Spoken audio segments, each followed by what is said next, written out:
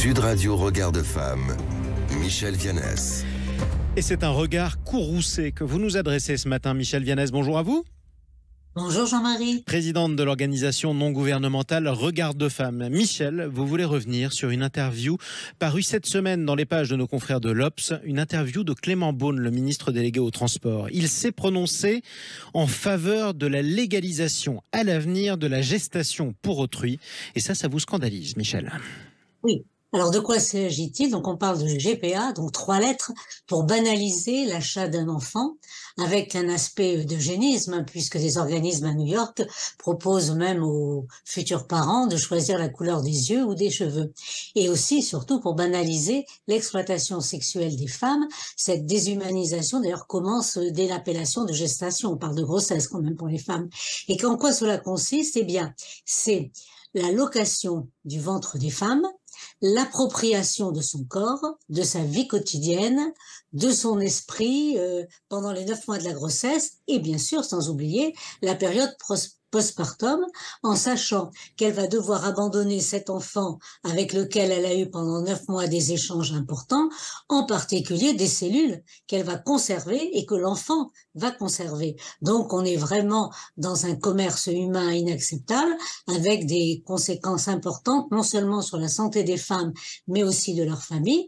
Et ce ministre, donc Clément Beaune, est en faveur d'une pratique d'exploitation du corps des femmes à des femmes mercantiles, est totalement interdite en France, je rappelle, pour un ministre, et dans la plupart des pays européens. Il est d'ailleurs obligé d'ajouter que ce n'est pas pour maintenant, et c'est très bien que le président est totalement contre, il l'a dit et répété, mais c'est un sujet sur lequel j'ai personnellement évolué. Alors, il a donc évolué vers la marchandisation du corps humain. Moi, je trouve que c'est pas très positif comme évolution, ce serait plutôt régressif. Et c'est en tout cas votre regard, Michel, mais qu'est-ce qui l'aurait fait évoluer ? Alors, il le dit lui-même en tant qu'élu de Paris, où il y a un certain nombre de cas de GPA. Alors, comparé au nombre d'électeurs et d'électrices, ça me semble pas suffisant pour être maire de Paris, ce qui semble être son objectif.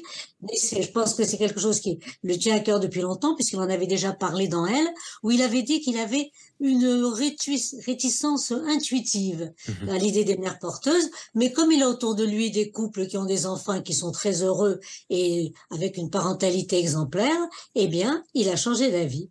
Et la mère est totalement oubliée par rapport bien sûr aux acheteurs, et c'est ce qu'avait décrit, ça me fait penser à un dessin de Charles, une de ses dernières couvertures dans Charlie Hebdo, qui avait pour titre « 2 parents, un esclave ». On voit un couple d'hommes qui tiennent par une laisse une femme qui se déplace à 4 pattes. Alors c'est évidemment une caricature imaginée par Charlie Hebdo. C'est quoi les arguments en fait? Alors il ose nous parler d'amour et de justice. Alors il est bien obligé de reconnaître que pour recourir à la GPA, il faut avoir les moyens financiers importants et se déplacer à l'étranger, donc pratiquer un trafic transfrontalier d'enfants, c'est pas autre chose, ça a un nom. Et là-dessus, il a l'indécence de déclarer qu'il faudrait un arsenal juridique plus juste et plus protecteur envers les femmes.